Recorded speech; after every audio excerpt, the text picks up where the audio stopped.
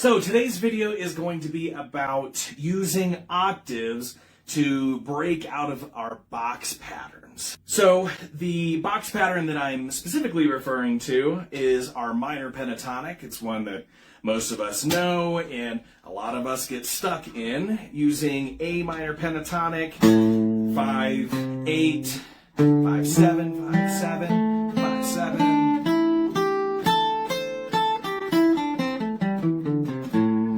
In order to do this, I'll show you what I'm talking about, and then I'll show you how we get to it, and a couple other things that we can add from there. So this will be what we're doing.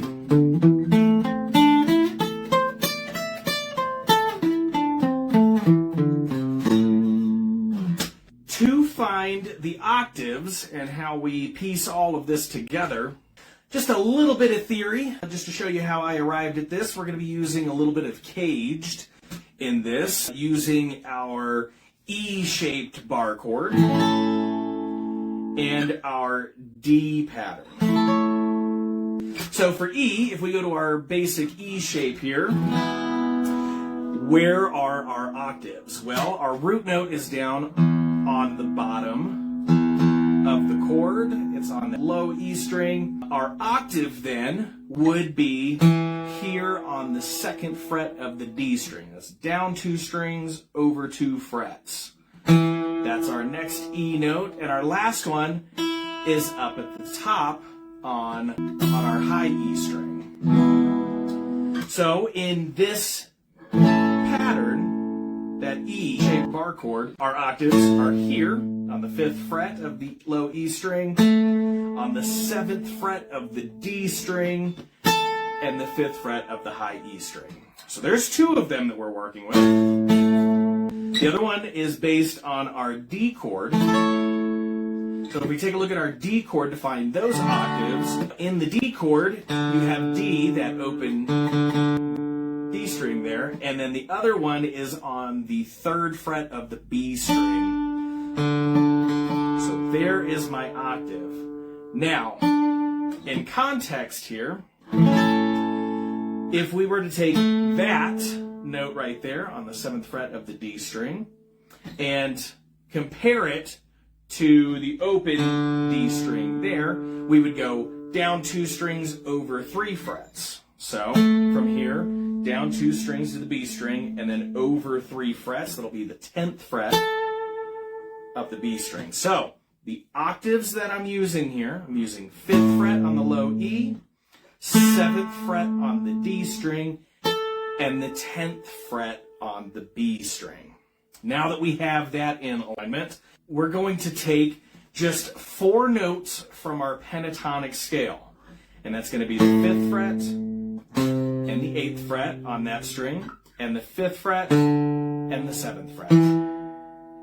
Those are the 4 notes that we're using. 1, 2, 3, 4. Moving to the octave, what's really cool about this is it's the exact same shape. You've got a whole plus a half there, so that's 3 frets. And then on the next string, it's a whole step. So we have... Then we go to our final octave. That's the one on the 10th fret there, and it's the same shape. 3 frets, 2 frets.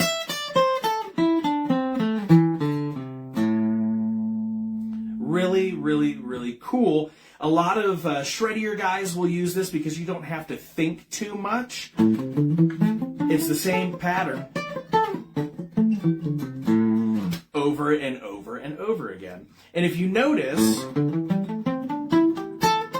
where that one is,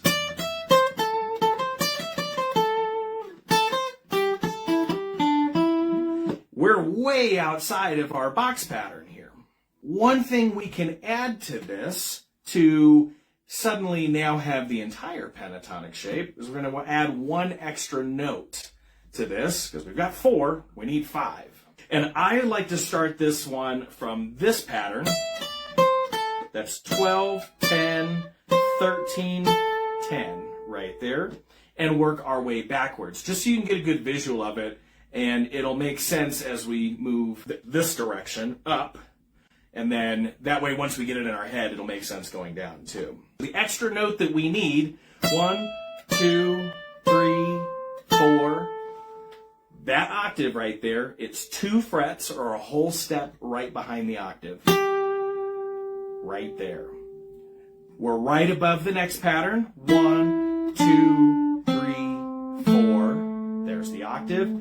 It's another whole step right behind. And then we have...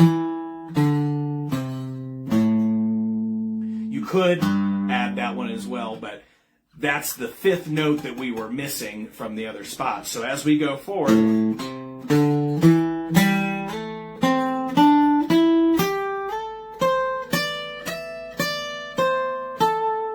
And you can hear that's the entirety of our pentatonic shape across 3 octaves.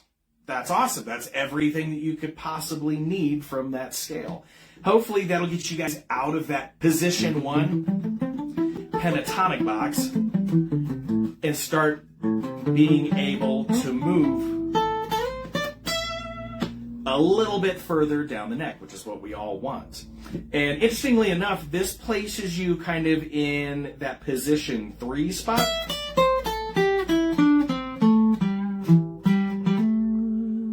Or just right above it. Ideally, you want to learn all of your position shapes, but until you get to that point, it's a really good vehicle for moving through your scales. This can also be done with the major scale. I would stick with 5 notes. 1, 2, 3, 4, 5, right? 1, 2, 3, 4, 5.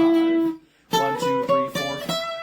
It can be done with your minor scales. Also stick with 5 notes. 1, 2, 3, 4, 5.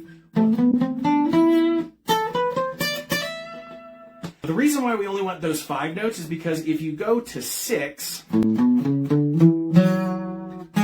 it doesn't complete the scale. It doesn't settle in on a resolving note. 1, 2, 3, 4, 5, 6. 1, 2, 3. It works conceptually, but it just doesn't sound as appealing as the 5 does. I would take a look at that, kind of practice that up and down. You'll notice that coming down backwards, when you're going down, your index finger is kind of the anchor. And when you come backwards, it has to be your ring finger.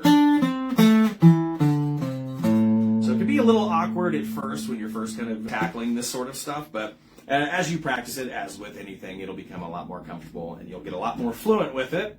And hopefully be able to use that in some of your improvisations, some of your solos, to move around a little bit more freely.